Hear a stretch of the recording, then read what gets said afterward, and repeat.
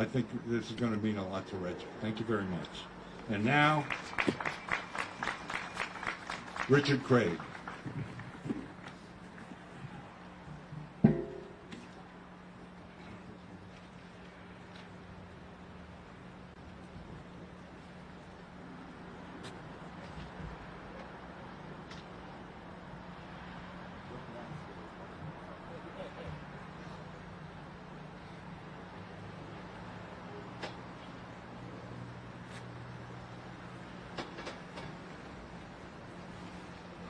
Once again, Donnie Walsh, everybody. I tell you what, I am, as a fan, I am thankful of the Donnie Walshes in the world. If it wasn't for that man, we'd be standing here talking about, reminiscing when we used to have a basketball team here and how Steve Alford never panned out. For those of you that aren't old enough to remember, do some research. Google it. He panned out as a coach. Yeah, as a coach, but many, many years later. Thank you for having me, Pam. Ben, thank you for giving me this opportunity to tell my story today. This is some 26 plus years in the making. I've never really told this story outside of a few friends and family. And I'm glad to see that this is going up. Hopefully this is the first step in putting a statue outside of Banker's Life one day, because I think Reggie deserves it. And I know that there's many, many people in this city that feel the same way. Just bear with me as I go through the motions here. I'm going to take you back to the spring in 1992. I was a 15-year-old punk kid, as a lot of 15-year-old kids are at that time. I don't know about punk, but however, I was driving down the road, Pendleton Pike, on the northeast side of Indianapolis with my mom. We were driving down the road about the area, to paint the picture, we were about the area where Monarch Beverage is now. There was an old movie theater, an old drive-in movie theater that was out on Pendleton Pike, just east of Post Road. We're about there, and my mom starts to pull off at the side of the road. I look over at her, and she doesn't say anything. I look at her. I said, "Mom, why are we stopping?" She doesn't say anything to me. I'm really confused. Our Cutlass comes to a stop. I said, "Why are we stopped?" And I could see the look of fear and confusion on my mom's face that I'd never seen before. Keep in mind, I was a mama's boy, as most boys are. My mom raised me, so this woman was everything to me. She looks at me and she says, "Richard, I don't want you to freak out, but I think I'm having a heart attack." So, freak out is exactly what I did. I had no idea what to do. And keep in mind, for those of you that weren't around in 1992, there were no cell phones. There was no Instagram. There was no Twitter. There was no text messaging. There were no cell phones of any kind. The only cellular phone or mobile phone was a car phone at the time. And if you don't know what a car phone was, it was actually attached to your vehicle. It cost about $17 a minute on nights and weekends during non-peak times. Not many people in the general public had car phones. So I immediately jump out of the vehicle. I jump out of the car, and I start to scream for help. There's no one around. Keep in mind, I'm give or take a quarter to a half mile away from the nearest gas station. I'm starting to scream for help, and looking around, there's a trailer park to my right. I don't see anybody. I'm screaming, "Help, help." Nothing. A few cars start to drive by. I'm waving my arms frantically, screaming for help. The cars slow down enough just to stare at me, give me a confused look, and keep driving. Well, at this point, it's starting to flash in front of my eyes that my mom's dying. My mom's in the car dying, and I have no idea what to do. Not only do I not know what to do, I'm going to lose her. I mean, and she's kind of coming in and out of consciousness. So I come up with the bright idea that, and for those of you that are familiar with Pendleton Pike, it's a pretty heavily traveled roadway even then. So I come up with the idea that, you know what, I'm getting in the middle of this road. Somebody's going to hit me, or they're going to stop one way or the other, whether they hit me or not.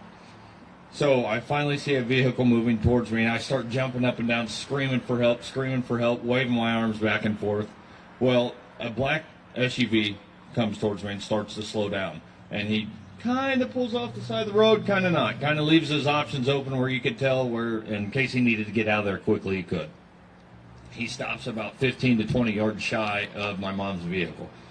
So I sprint back to the car, still in mass confusion, hysteria, and full-on panic mode. I go to the window. It was a black Ford Explorer. There's certain details of this story that I never forget, even to this day, because everything started to move kind of in slow motion. I'm in public safety now, and I understand much more about this, and this situation is kind of what led me towards a career in public safety. I get back to the window of the vehicle, and the window's still up. The windows are tinted. I still can't see on the inside, and I kind of stand at the window for a minute, just panicking, waiting for him to roll down the window. The window comes down, and apparently my mouth processed who it was before my brain did, because I just immediately said, "Reggie, my mom's having a heart attack." When the window came down, it was Reggie Miller.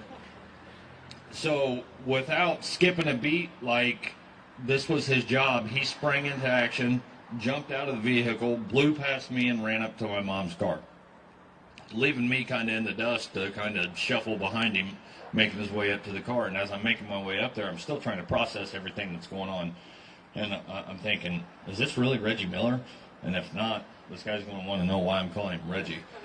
But I remember him leaning down into my mom's car, checking on my mom, and I was kind of like eye level at his waist. He had on a pair of black Levi's, and it was 36 length, and a black sweatshirt. I remember these things like it was yesterday.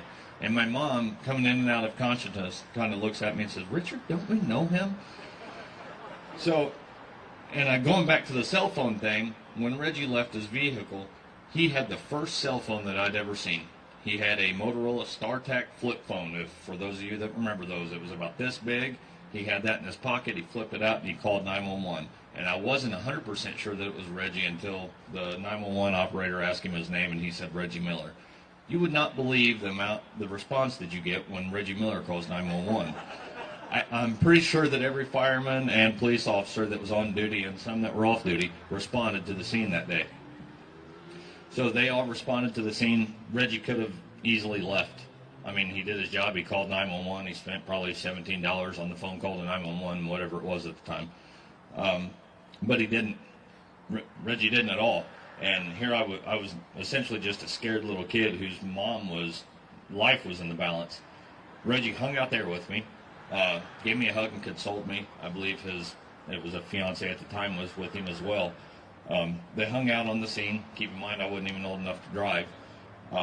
So they secured my mom's vehicle and stayed there with me and with us until we got on the ambulance.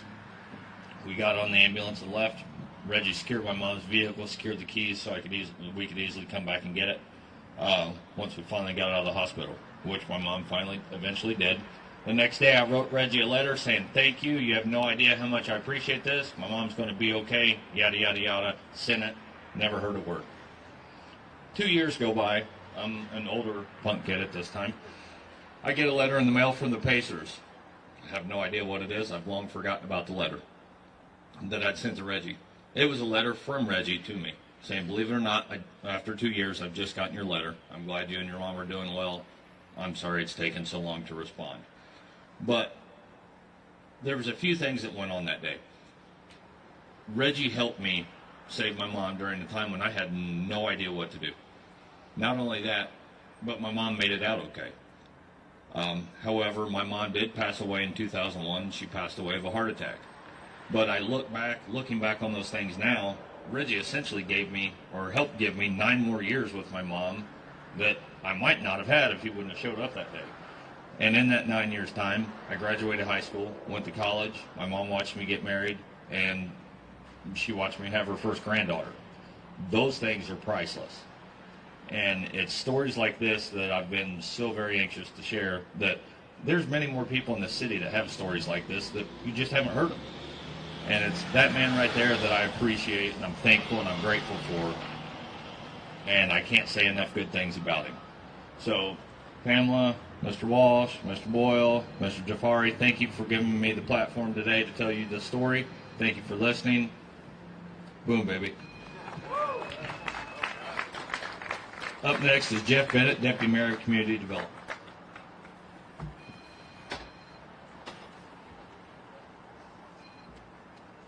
That is a tough story to follow.